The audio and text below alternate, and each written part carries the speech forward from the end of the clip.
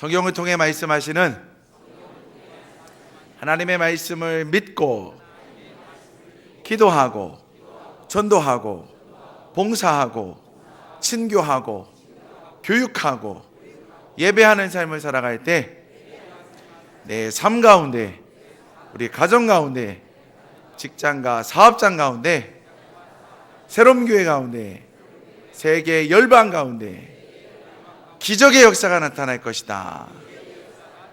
여러분 믿으십니까? 아멘, 아멘. 하나님의 말씀이 선포되고 선포된 말씀을 따라서 순종하는 사람들이 있고, 그래서 하나님의 말씀이 그대로 이루어질 때에 하나님의 나라가 임한다라고 표현할 수가 있습니다. 사도행전의 말씀은 교회가 하나님의 말씀을 듣고 순종함으로 교회되어가는 모습들, 교회다움을 찾아서 정말 생동감 넘치게 우리 교회가 세워지는 모습들이 그려져 있습니다. 그 교회의 모습들이 성장했을 때에 우리 대한민국까지 복음의 메시지가 들어오고 교회가 세워졌습니다. 이러한 교회가 이루어지는 모든 그 역사는요, 누가 주관해 가고 있냐? 성령께서 주관해 가고 있음을 우리는 성경을 통해 발견할 수가 있습니다. 오늘 사도행전의 마지막 장 28장을 함께 보고 있는데, 이 28장도 하나님께서는 성령을 통해서 모든 세상의 사람들이 복음 앞으로 초대되어 나오고 있는 장면들이 그려져 있습니다. 우리 하나님께서 성령을 통하여 어떻게 복음의 자리로 초대하시고, 어떻게 복음의 자리에서 제자로 삼으시고, 또 그 복음의 자리에서 어떻게 사역자들을 훈련해 가시는지 저와 여러분들이 말씀을 통해 큰 은혜를 받으시기를 주님의 이름으로 축원합니다. 바울은 복음의 열정에 사로잡혀서 복음을 증거하는 전도 여행을 1차, 2차, 3차 전도 여행을 마칩니다. 그리고 예루살렘에서 주의 복음을 증거하다가 로마 군인들에게 체포당하였고, 벨릭스 총독 앞에서 재판을 받고, 베스토 총독 앞에서 재판을 받다가 이제는 내가 로마의 황제 가이사 앞에서 내가 재판을 받겠습니다, 이렇게 상소하는 연유로 인해서 이제 백부장 율리오에 의해서 배에 실려졌고 이제 로마로 향하게 되었습니다. 사도 바울이 로마로 가는 그 여정 속에 유라굴로라는 큰 광풍을 만나서 배가 파선 위기에 놓여져 있었습니다. 그리고 10며칠 동안 그 배가 좌초의 위협을 겪으면서 나아갔을 때에 사도 바울이 그 배 안에 있는 사람들 앞에 담대하게 서서 외치는 장면이 나옵니다. 안심하십시오. 두려워하지 마십시오. 여러분 중에 생명을 잃어버릴 자는 한 명도 없습니다. 왜냐하면 나는 하나님께서 가이사 앞에서 복음을 전해야 되는 사명을 우리 하나님께로부터 받았기 때문에 우리 하나님이 꿈속에서 나타나시기를 너는 죽지 않을 것이다, 너와 함께하는 자들도 생명을 잃어버리지 않을 것이다 라고 말씀하셨습니다. 어느 누구 하나 칠흑 같은 어둠 속에서 죽음이 문턱까지 와서 우리를 죄어올 때에 나서서 안심하라 명령해 준 사람이 아무도 없었지만 죄수의 신분을 가진 사도 바울이 이렇게 많은 사람들 앞에서 276명이나 되는 사람들 앞에서 안심하라, 두려워하지 말라라고 이야기를 합니다. 그리고 수일이 더 지나서 먹을 것을 가지고 하나님의 이름으로 축복 기도한 후에 그들에게 떼어주기 시작하고, 또 배에 가득 실렸던 곡식들을 바다에 다 내던지고 배를 가벼이 한 후에 한 섬에 가까이 다가섭니다. 그리고 헤엄을 칠 수 있는 사람들은 헤엄을 쳐서 섬으로 들어가고, 그리고 헤엄을 치지 못하는 사람들은 나무 조각에 의지해서 섬으로 들어가게 됩니다. 그리고 나서 그 섬에서 이제 사건이 터지는데, 그 섬의 이름이 바로 멜리데라라고 성경은 소개하고 있습니다.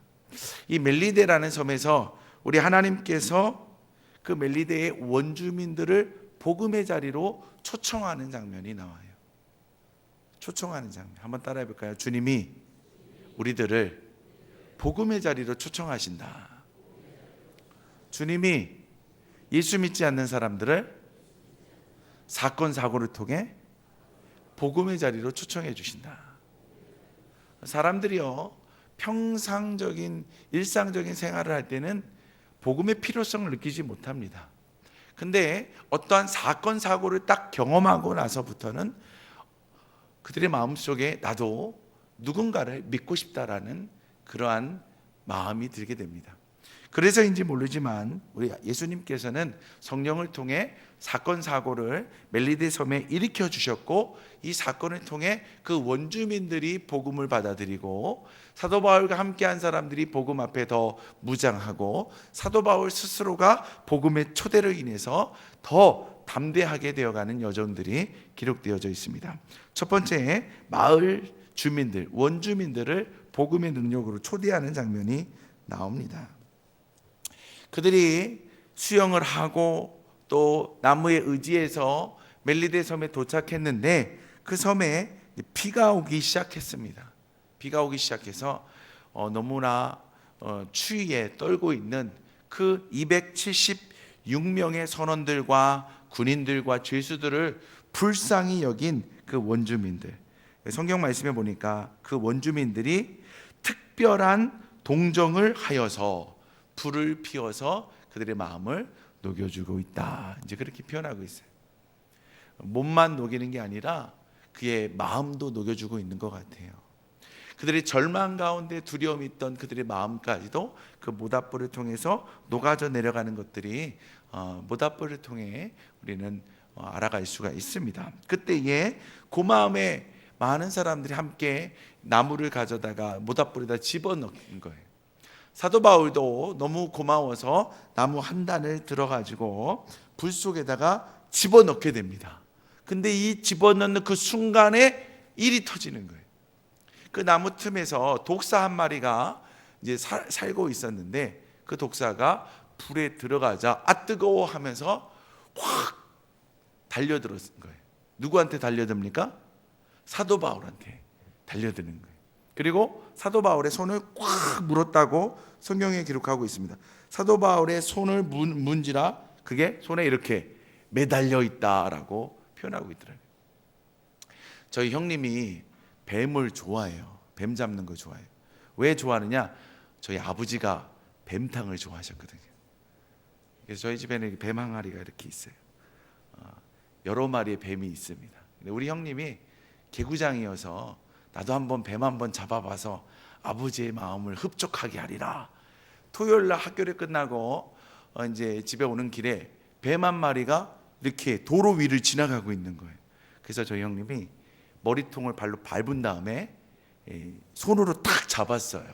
그리고 탁 들면서 야, 나 뱀 잡았다라고 자랑을 한 거예요. 자랑을 하는데 원래 뱀을 잡을 때는 머리통을 이렇게 손으로 잡은 다음에 꼬리를 같이 이렇게 잡아줘야지만 뱀을 안전하게 이렇게 운반해 갈 수가 있다고 그래요. 근데 저희 형님이 그거는 몰랐나 봐요. 뱀 딱 잡고 자랑하느냐고 이렇게 했는데 그 뱀이 찰랑찰랑 꼬리를 흔들다가 이 팔뚝을 확 휘감은 거예요.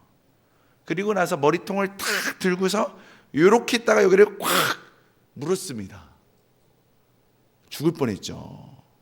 근데 어디서 배웠는지 이빨로 자기 손을 뜯어내 가지고요, 독을 빨아내고 옆에 있는 칡뿌리 있죠. 칡뿌리 덩쿨 그거를 막 감싸가지고 집에 온 거예요. 아버지 나 독사한테 물렸다고. 그래가지고 얼른 병원에 가서 해독 닌겔 맞고 살아났습니다. 살아났어요. 여러분, 독사에 물렸는데 그냥 가만히 내비두면 어떻게 되죠? 죽게 되는 것이죠. 사도 바울이 지금 독이 바짝 오른 뱀에 물렸는데 이렇게 대롱대롱 이렇게 묶여 있는 거예요. 그거를 지금 옆에 있는 사람들이 다 보고 있습니다. 원주민들도 보고 있고 선원들도 군사들도 그리고 함께 있던 죄수들도 다 같이 목격하고 있는 거예요. 그때에 원주민들이 나서서 이렇게 얘기합니다. 저 사람이 바다에서는 생명을 보존받았는지는 몰라도 저 사람은 분명 살인한 자로다. 살인한 자더라. 그래서 공의가 그를 이제 살지 못하게 하는구나. 공의로운 신이 그를 재판하사 그를 독이 있는 뱀에 물려 죽게 만드는구나 라고 하면서 그를 정죄하는 장면이 나옵니다. 이제 사람들이 다 누구를 쳐다보고 있는 거예요? 독이 퍼져나가면서 죽어가야만 하는 이 사도 바울을 다 쳐다보고 있는 거예요. 근데 사도 바울이 아무렇지도 않는 거예요. 그냥 이러고 있는 거예요. 불쬐면서 이러고 있고. 성경에서 뭐라고 표현하고 있냐면 한번 볼까요?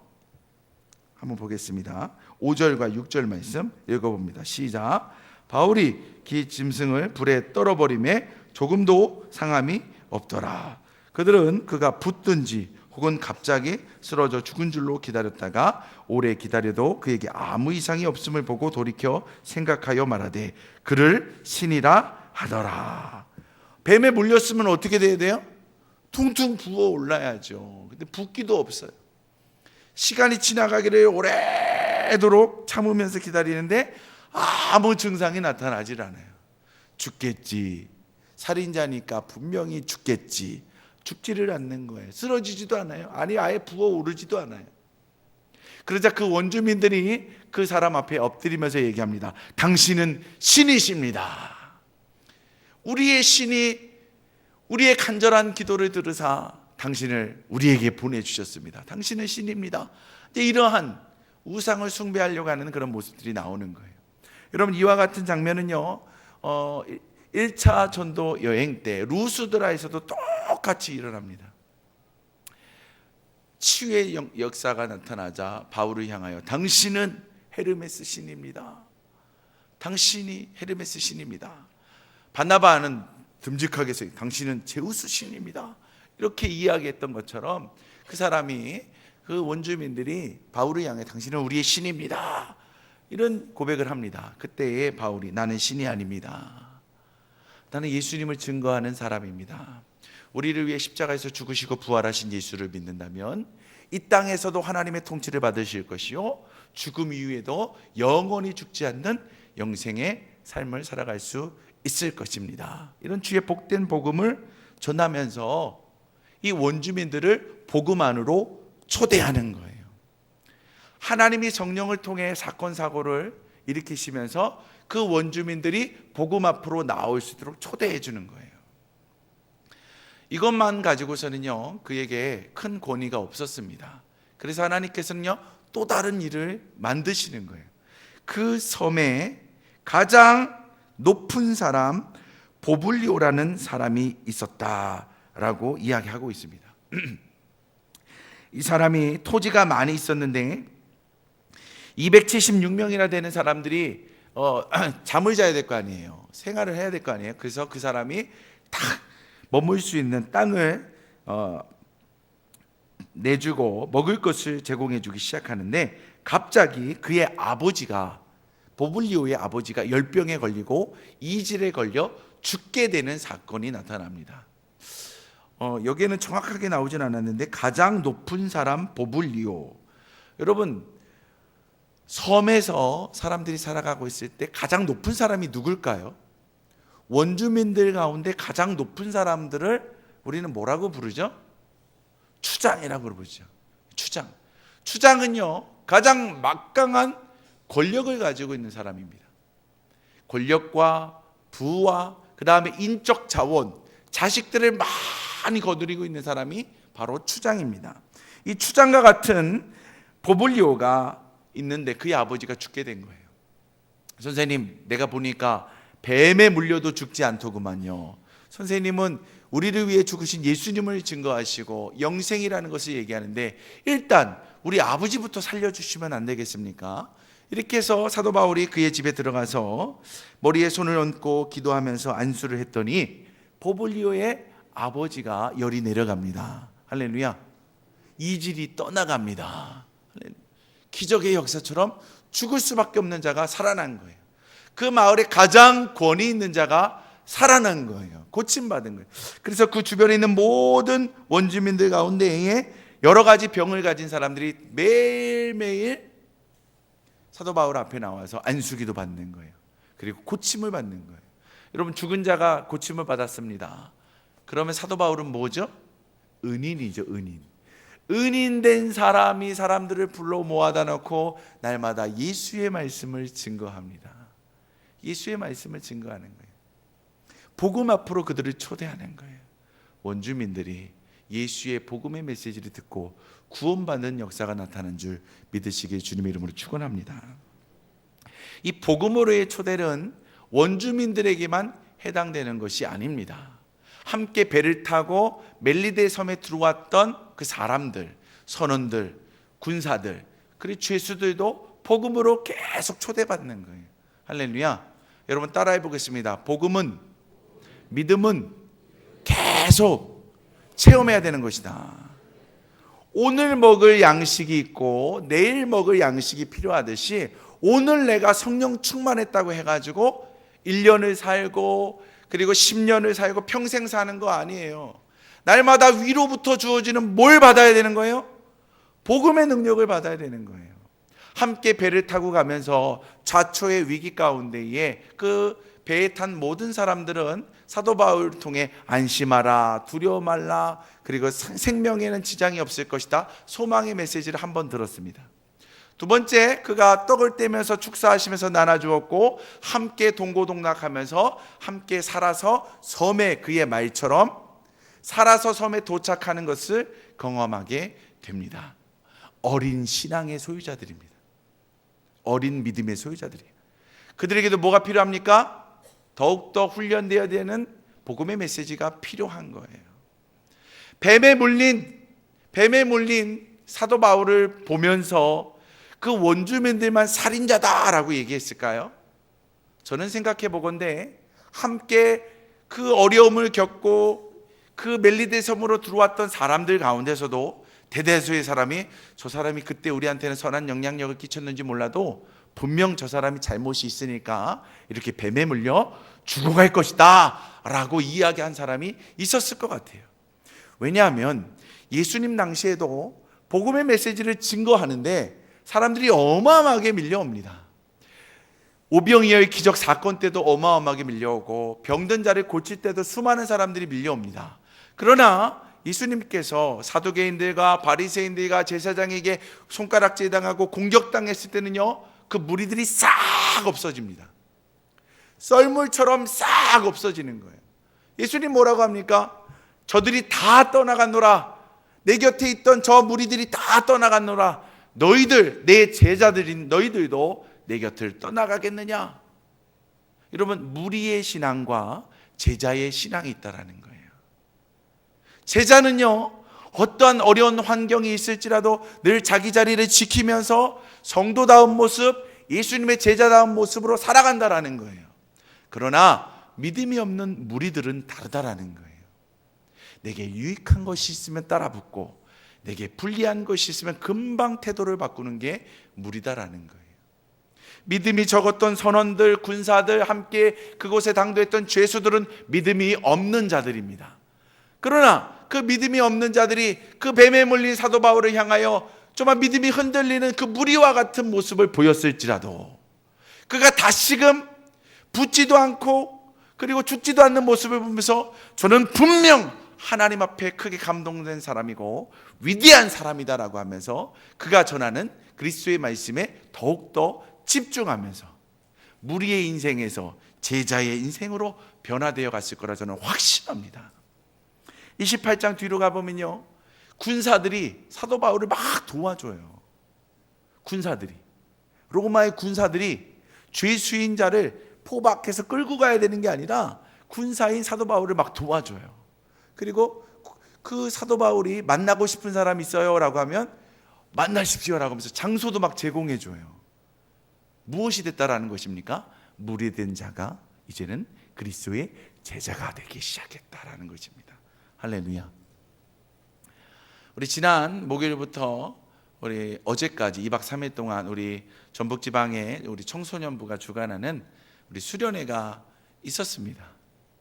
그 아이들을 지켜보는데요, 우리 강사 목사님이 이렇게 표현하더라고요. 중학교 1학년들, 얼떨결에 온 아이들입니다. 중학교 2학년들, 쟤네들은 뇌가 없어요. 뭐가 없어요? 뇌가 없는 애들 데리고 그러니까 싸우지 마시고 잔소리하지 마시라는 거예요. 대화가 안 되는 아이들이 외계인 같은 아이들이는. 중학교 3학년 아이들, 쟤네들은 겁나는 게 없는 인생입니다. 근데 그렇게 소개하더라고요. 정말 그래서 그랬는지 아이들이 우리 교사들하고 포함해가지고 한 237명, 그리고 나중에 이렇게 저녁 때는 한 270명까지 같이 예배를 드리고 그랬는데, 그 아이들 모습을 보니까요, 진짜 얘네들을 데리고 2박 3일 동안 수련회를 할 수 있을까 염려가 되더라고요. 그 아이들을 교회별로 묶어가지고 하는 게 아니라 그 아이들을 학년별로 교회별로 다 흩어지게 해가지고 12개의 조를 만들었습니다. 친한 친구들하고도 말 잘 안 하는 놈들을 다 찢어 놓은 거예요. 그래서 12개 조로 만들어 놓은 거예요. 그 아이들의 모습이 정말 과관이 아니었습니다. 근데 그 아이들이 복음의 능력에 초대받아서 온 거 아닙니까? 그 아이들에게 집중적으로 찬양과 말씀과 그리고 기도와 그리고 그들에게 관심과 사랑과 열정을 2박 3일 동안 막 쏟아붓는 거예요. 기적의 역사가 나타났습니다. 첫날 밤에 어떤 친구가 저한테 편지를 보냈습니다. 이렇게 중학교 3학년짜리가 복음의 초대를 받아서 수련회에 온 아이가 편지를 보냈어요. 이걸 한번 제가 소개를 하려고 합니다. 김규환 목사님에게, 목사님 안녕하세요. 저는 1조 최모군이라고 합니다. 솔직히 목사님이 너무 많으셔서 목사님인지 누군지 헷갈리기도 합니다. 오늘 하루를 지켜본 결과 저희 조 박모군이 있는데 걔는 원래 찬양이나 기도할 때에 따라해 본 적이 전혀 없는 아이입니다. 한 번도 따라해 본 적이 없대요. 그런데 오늘 드디어 그 박모군이가 조금이나마, 아주 조금이나마 따라하기 시작했습니다. 박모군과 저는 10년째 같은 교회를 다니면서 신앙생활을 하고 있는데, 기도하고 찬양하고 말씀 들을 때 목사님이 하는 거에 따라하는 것을 저는 한 번도 본 적이 없습니다. 자기는 했는데 박모군은 한 번도 한 아이가 아니라는 거예요.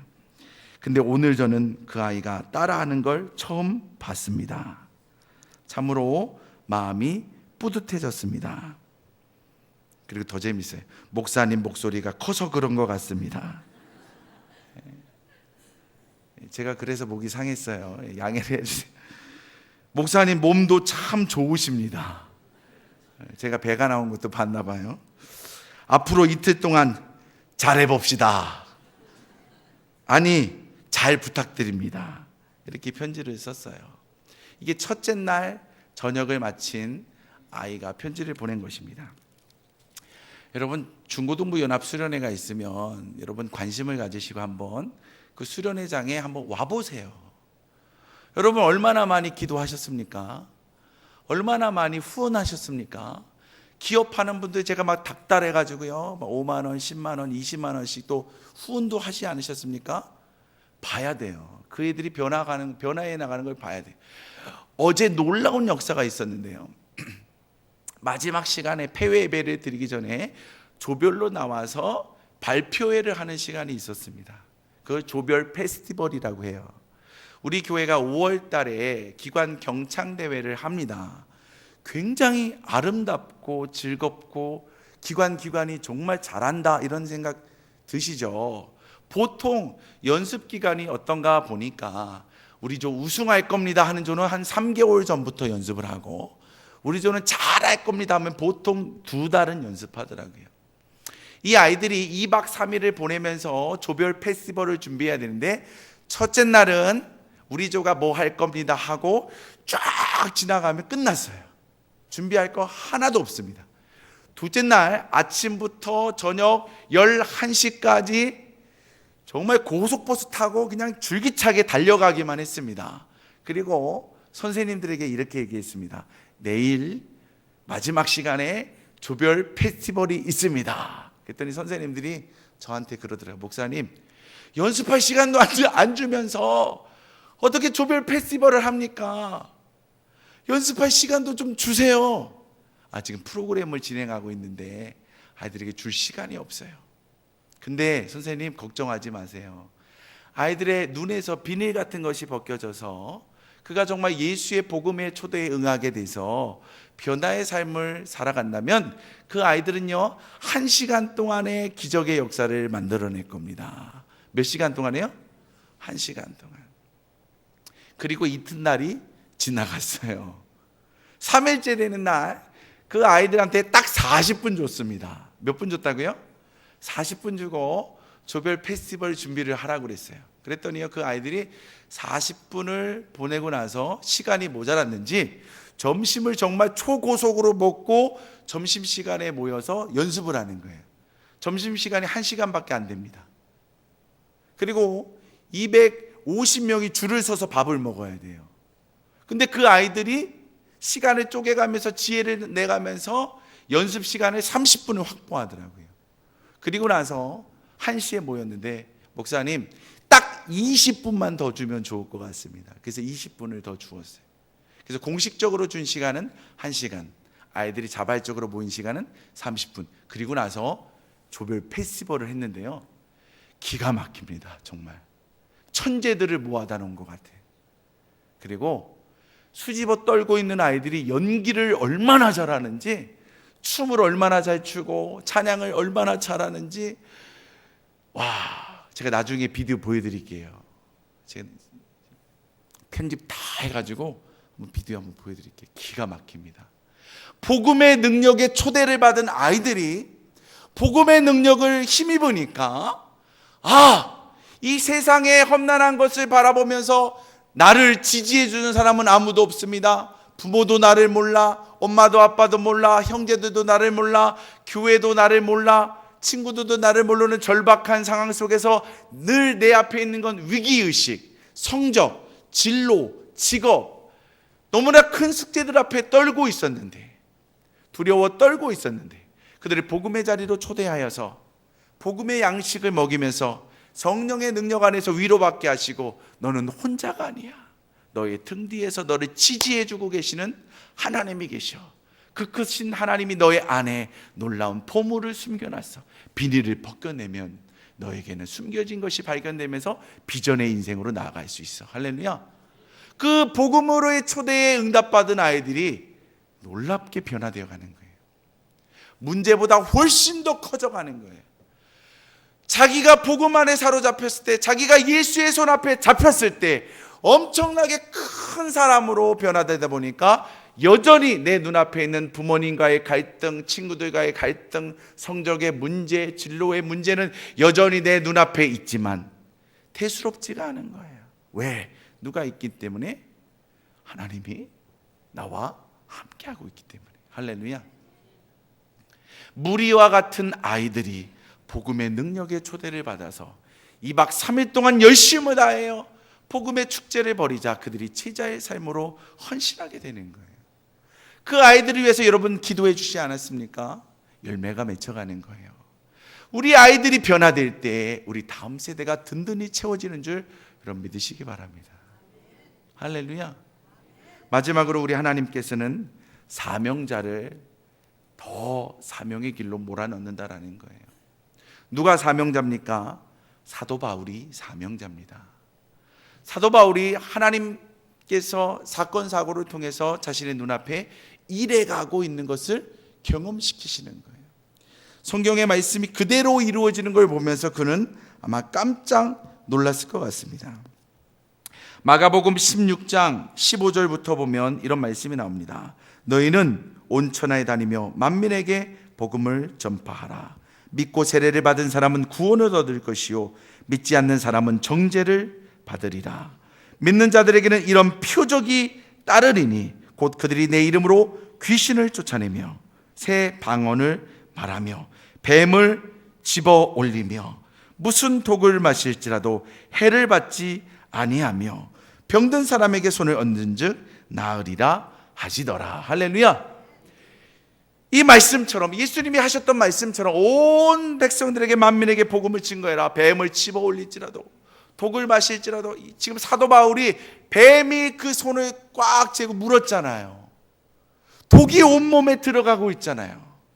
뱀을 집어들었는데 독이 온몸에 들어오지 못하는 하나님의 역사가 있는 거예요. 하나님이 차단해 주시는 은혜가 있는 거예요. 손을 얹고 병든 자를 위해서 기도했을 때, 손을 얹고 귀신 달린 자를 위해서 축사할 때에 모든 역사가 나타나는 것을 말씀을 통해 그대로 경험하게 되는 거예요. 할렐루야. 뿐만 아닙니다. 여러분, 276명이 표류되어서 섬에 왔습니다. 이게 얼마나 큰 숫자인지 모릅니다. 여러분, 저희가 수련회 하는데 저녁 시간에 한 270명 정도 모였다고 그랬어요. 그 식구들이 왔다 갔다 하면서 먹고 자고 쓰고 싸고, 화장실 똑똑똑 다 차 있어요. 먹고 자고 쓰고 싸고 쓰레기 엄청 많이 나오고. 여러분, 비용이 얼마 들으냐? 한 2,500만 원 정도 들어갑니다. 2,500만 원. 지금 276명이 아무것도 없이 지금 피로돼서 온 거예요. 지금 풍랑이 잔잔해질 때까지 기다리려면 수개월을 기다려야 돼요. 어디서 살아야 합니까? 무엇을 먹어야 합니까? 먹고 사는 문제가 그들 앞에 직면해 있는 거예요. 하나님의 복음은 뭐라고 표현하고 있냐면, 여러분 잘 알고 있는 말씀이죠. 마태복음 6장 33절, 너희는 먼저 그의 나라와 의를 구하라. 그리하면 이 모든 것을 너희에게 더하시리라. 그러므로 내일을 위하여 염려하지 말라. 내일 일은 내일 염려할 것이요 한날의 괴로움은 그날에 족하니라. 복음에 집중하면 하나님께서 우리에게 필요한 것들을, 이 모든 필요한 먹고 사는 문제의 것들을 해결해 주마 약속하고 있는 거예요. 사도 바울이 복음에 집중하면서 나아가니까 보볼리오가 자기의 땅을 다 내어주고, 여기서 정착해서 수개월 동안 지내십시오. 먹을 것을 지원해 주면서 이것을 먹으면서 사십시오.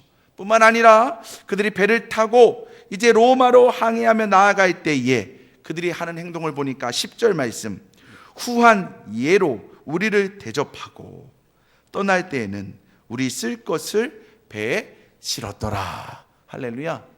말씀이 선포되었고 말씀이 그대로 이루어지는 것을 사도 바울로 하여금 또다시 경험케 함으로 말미암아 그가 전하는 하나님의 메시지는 허공을 울리는 메시지가 아니라, 그가 전하는 메시지는 권위가 있고 그대로 이 땅에 이루어지는 살아있는 말씀으로 증거할 수 있도록 하나님이 사역자인 사도 바울을 훈련하고 있는 모습이 나타나고 있는 것입니다. 하나님의 말씀이 그대로 이 땅에 성취되는 거예요. 하나님의 교회다운 교회가 이 땅에 세워져 가는 거예요. 할렐루야. 복음으로 우리 하나님이 저와 여러분을 초대하십니다. 우리 장로님들을 복음으로 초대하십니다. 우리 권사님들을 복음의 자리로 초대하십니다. 우리 안수 집사님들을 복음의 자리로 초대하는 거예요. 집사님들, 성도님들을 복음의 자리로 초대하는 거예요. 비본질적인 거에 신경 쓰지 말고, 이렇게 해야 합니다, 저렇게 해야 합니다, 비본질적인 것에 신경 쓰면서 시간을 허비하고 다투지 말고 본질로 돌아와서 말씀이 우리에게 무엇을 요구하시는지, 교회다움이 무엇인지, 그리고 성도다움이 무엇인지 말씀으로 돌아오며 성령의 귀를 기울인다면 성령은 스스로 일을 만들어 가시면서 우리로 하여금 복음의 자리로 들어와서 무리였다면 제자로, 제자였다면 일하는 사도로 써서 하나님의 나라를 만들어 가시는 줄 여러분 믿으시기를 바랍니다. 할렐루야. 우리 교회에 더 하나님이 기뻐하시는 교회다움, 하나님이 더 기뻐하시는 성도다움의 역사가 날마다 일어나기를 주님의 이름으로 축원합니다.